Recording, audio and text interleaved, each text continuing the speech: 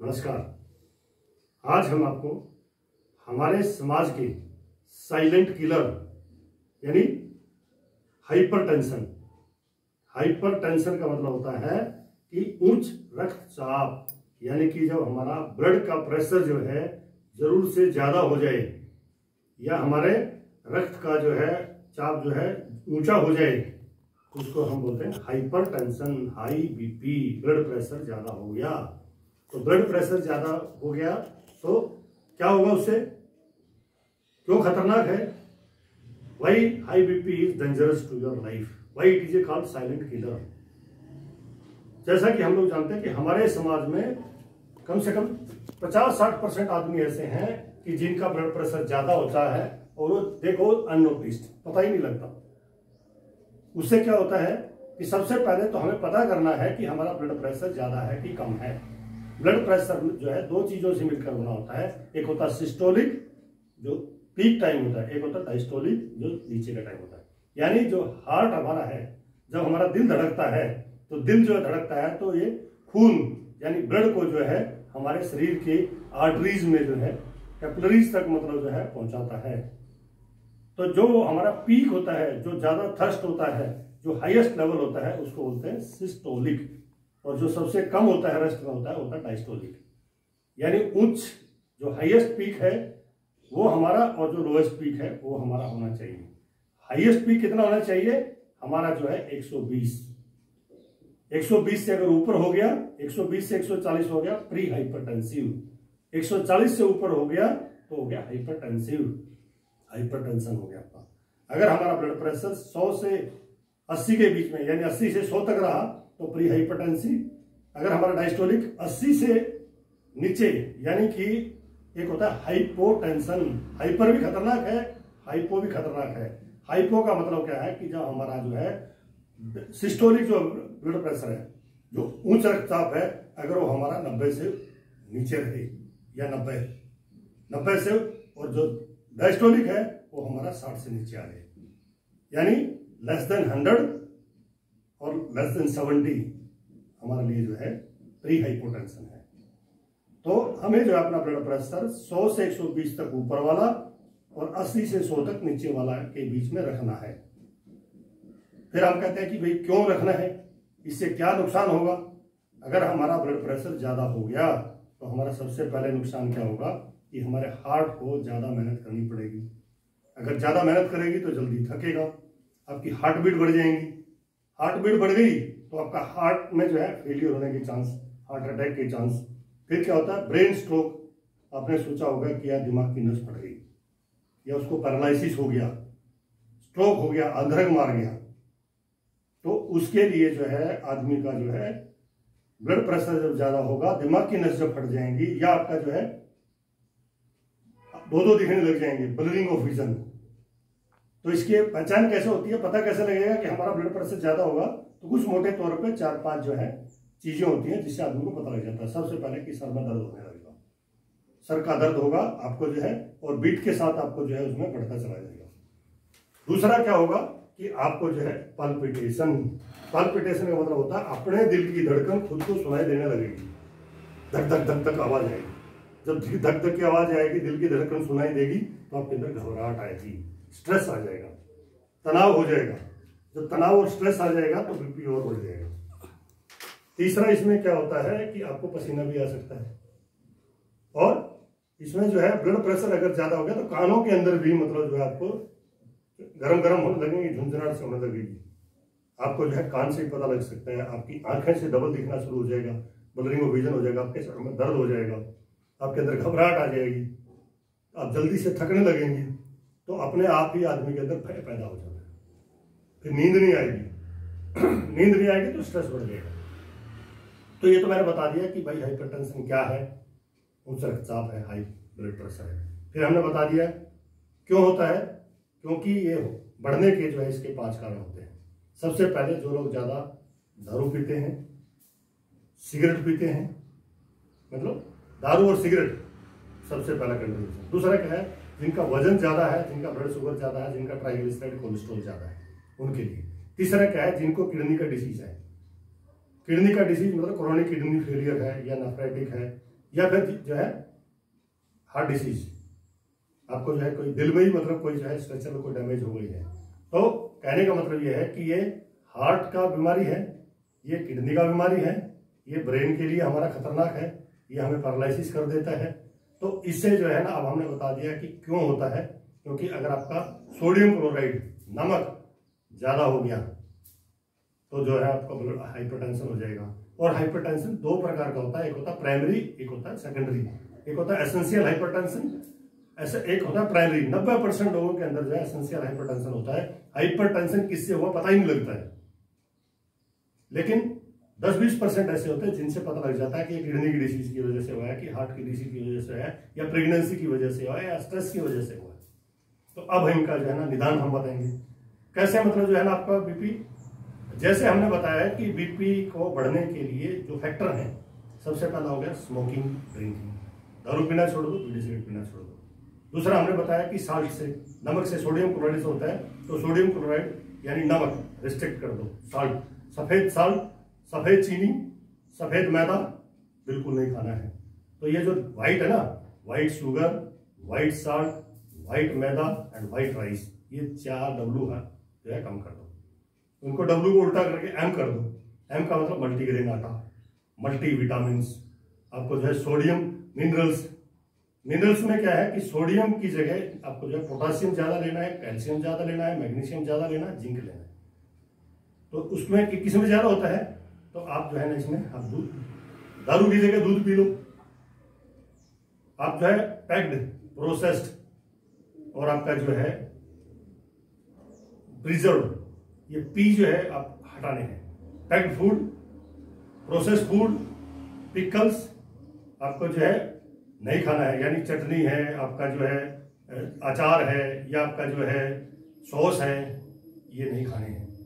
फिर आपको क्या करना है, क्या नहीं खाना है, मैदे से बना हुआ, जैसे मैंने बोला कि मैदे से बना हुआ, इनको जो है आपको जो है जैसे बेकरी आइटम हो गया, बिस्किट हो गया, ब्रेड हो गया, ये जो है मैदे से, जैसे पकौड़े बन गए, जो है फ्राइड तेल से जो है भुजी हुई, डीप फ्राइड समोसे, पकौड़े, जलेबी, ये सब चीजें नहीं खानी है।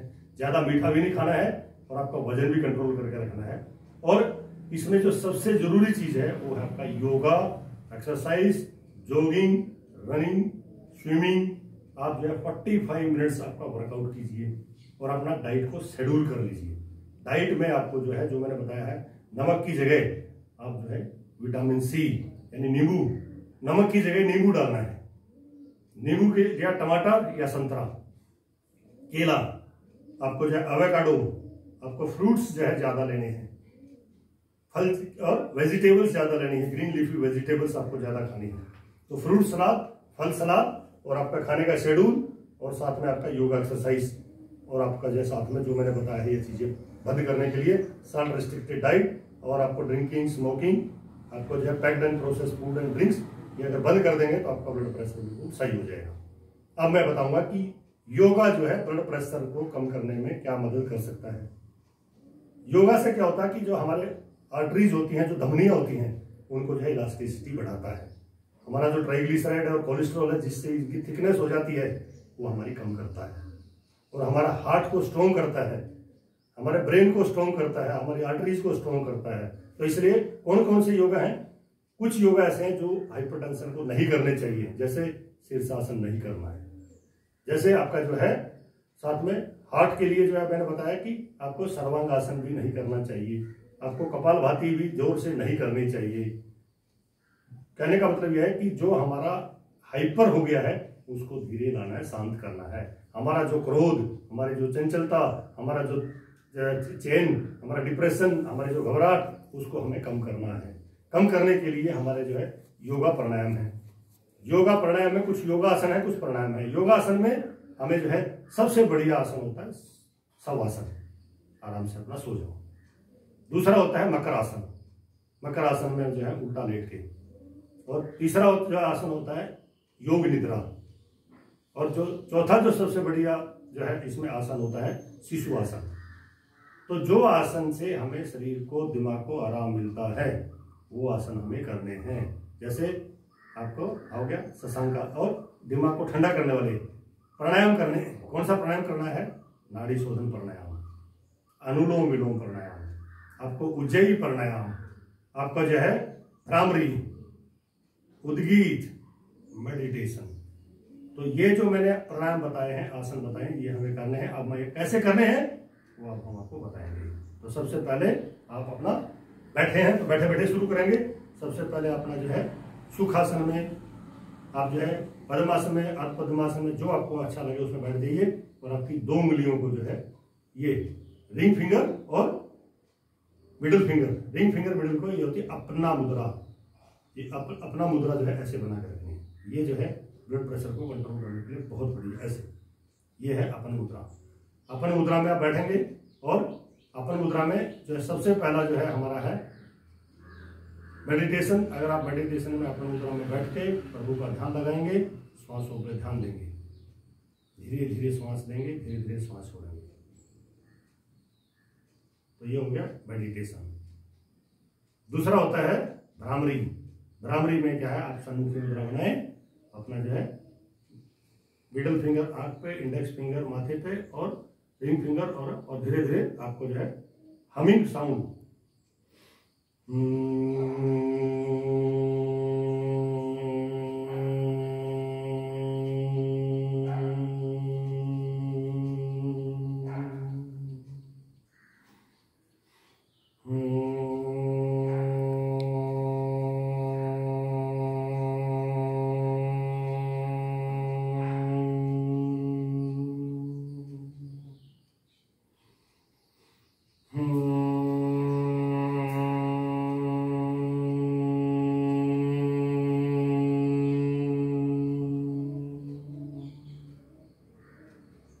ऐसे आपको जो है मेडिटेशन करना है।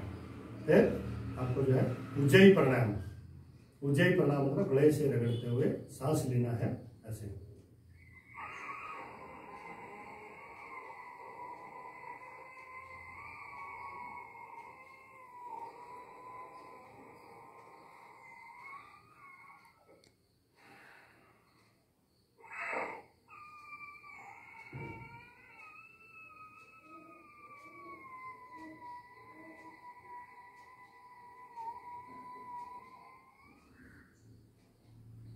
ये उज्जयी प्राणायाम आप अपन मुद्रा में करेंगे। फिर आता है अनुलोम विलोम।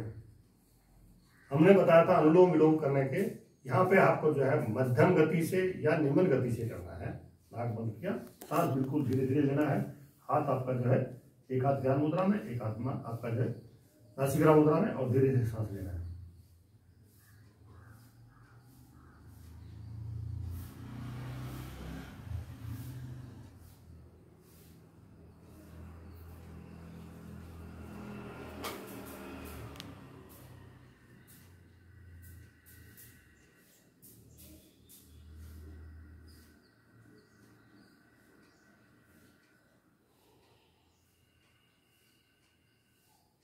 आप चाहे तो अपना जो है 2 उंगली यहाँ लगा के और अपना ध्यान लगा के ऐसे कर सकते।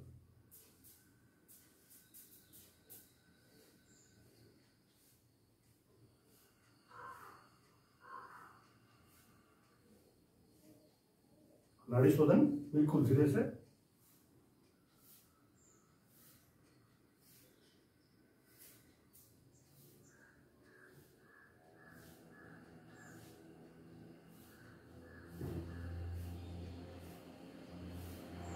फिर आपको करना है शीतली प्राणायाम। अपनी जीभ को जो है चोंच की तरह से मोड़ लेंगे। Hold your tongue like a beak and inhale through your tongue, ऐसे।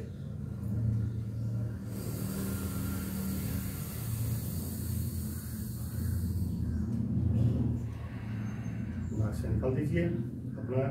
Hold your tongue like a beak, inhale slowly and deeply.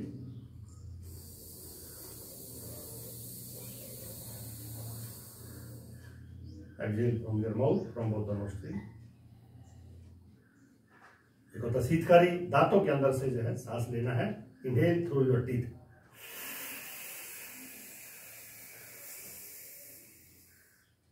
Exhale from your nose.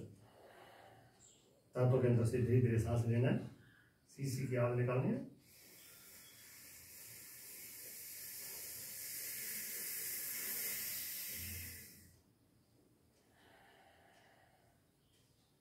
यानी कि जो मैंने 5 प्राणायाम बताए हैं, ये पांचों प्राणायाम आपका जो है तनाव मानसिक कम कर देंगे, चंचलता दूर कर देंगे, क्रोध आपका कम कर देंगे, आपका मानसिक तनाव कम हो जाएगा, आपको दिल दिमाग को शांति मिलेगी। ये आपके लिए 5 प्राणायाम है और इसमें होते हैं आसन। अब मैं आपको जो है 5 आसन बताऊंगा जो केवल जो है इसी को करना चाहिए। सबसे पहले आसन जो आता है वो आता है चानुशिरासन। आपका जो है ऐसे होल्ड कर लीजिए, feel on your perineum, keep your leg straight and up, और फिर नीचे।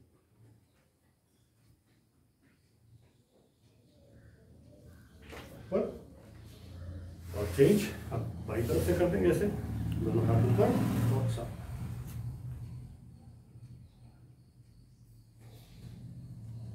नीचे। आप करेंगे पश्चिमोत्तासन, दोनों हाथ आगे ऐसे,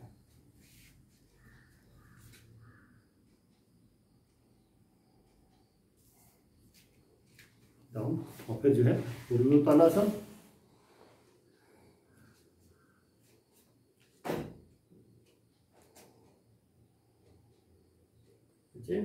और फिर आपको करना है शिशुआसन।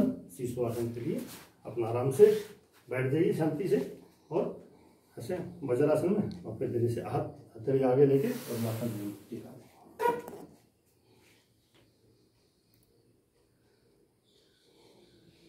फिर वापस, और चौथा होता है मकर आसन। ऐसे hold, open, make a pillow and go around.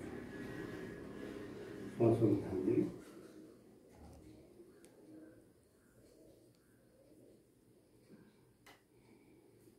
जो है आप चाहे तो ये जो है टीवी पोज भी कर सकते हैं।